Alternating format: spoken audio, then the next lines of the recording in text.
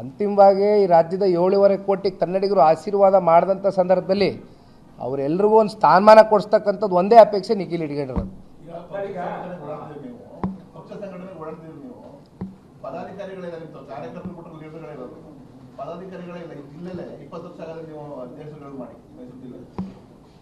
JDS constitution ಬುಕ್ನ ಸಂಪೂರ್ಣ ಓದಿದ್ದೀನಣ್ಣ.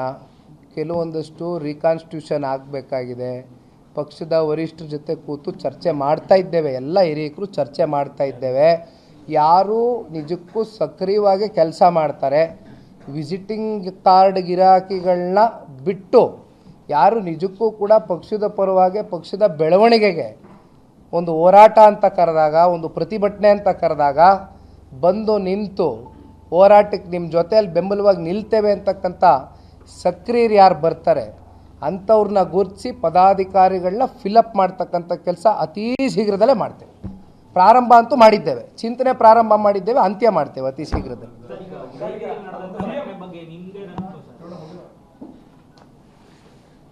ಉದಯಗಿರಿಯಲ್ಲಿ ನಡೆದಂಥ ಘಟನೆ ಇಡೀ ನಾಗರಿಕ ಸಮಾಜ ತಲೆ ತಗ್ಗಿಸ್ತಕ್ಕಂಥ ಘಟನೆ, ಅದರಲ್ಲಿ ಯಾವುದೇ ಅನುಮಾನ ಬೇಡ. ಬಹುಶಃ ಈ ಸೋಷಿಯಲ್ ಮೀಡಿಯಾ ಪ್ಲ್ಯಾಟ್ಫಾರ್ಮ್ಸಲ್ಲಿ ಏನೊಂದು ಫ್ರೀಡಮ್ ಆಫ್ ಸ್ಪೀಚ್ ಅಂತಕ್ಕಂಥದ್ದು ನಾವು ಕರಿತೀವಿ.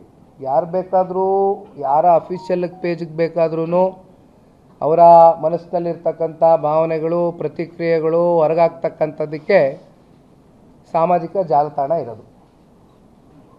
ಯಾರೋ ಒಬ್ಬ ಹುಡುಗ ಯಾವುದೋ ಒಂದು ಪೋಸ್ಟ್ ಹಾಕ್ದ ಅಂತ ಇವತ್ತು ಆ ಒಂದು ಸಮಾಜ ಬಹುಶಃ ಇಲ್ಲಿ ಗೃಹ ಸಚಿವರು ಮೊನ್ನೆ ಒಂದು ಹೇಳಿಕೆ ಕೊಡ್ತಾರೆ 2 days ಬ್ಯಾಕ್, ಅದು ಚರ್ಚೆನಲ್ಲಿದೆ ಸುದ್ದಿ. ಪಾಪ ಗೃಹ ಸಚಿವರು ಇವತ್ತು ಎಷ್ಟು ಅಸಹಾಯಕತೆಯಿಂದ ಮಾತನಾಡಿದ್ದಾರೆ ಅಂತಕ್ಕಂಥದ್ದನ್ನ ನಾವು ಯೋಚನೆ ಮಾಡಬೇಕಾಗ್ತದೆ. ಸಂಪೂರ್ಣ ಇವತ್ತು ಲಾ ಆ್ಯಂಡ್ ಆರ್ಡರ್ ಅಂತಕ್ಕಂಥದ್ದು ರಾಜ್ಯದಲ್ಲಿ ಕುಸಿದೋಗಿದೆ.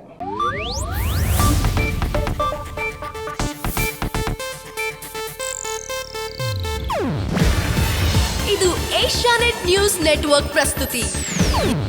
ನೀವು ನೋಡ್ತಿದ್ದೀರಾ ಏಷ್ಯಾನೆಟ್ ಸುವರ್ಣ ನ್ಯೂಸ್.